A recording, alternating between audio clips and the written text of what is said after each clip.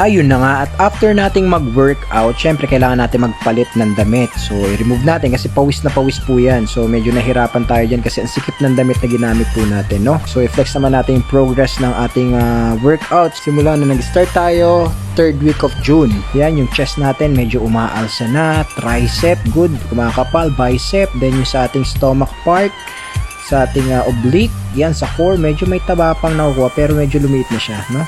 So yan, so after natin ng workout, palit damit, yan, hihilamos lang po muna tayo. Kung hindi ka mag-shower, hilamos lang muna. So mamaya na po tayo pag uwi ng bahay mag-shower. So after nating maghilamos, magpatuyo na tayo, no?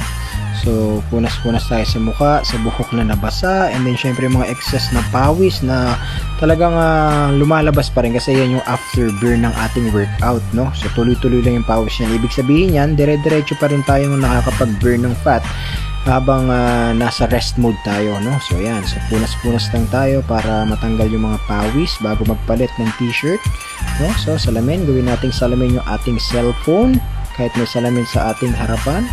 Punas-punas tayo. Yan, so kita nyo naman, papansinin nyo yung kapal, kumakapal yung ating chest, yan, ayos ng buhok, yan. So, maraming salamat po sa panonood. Again, Coach Dennis Zuniga, peace out po tayo, salamat.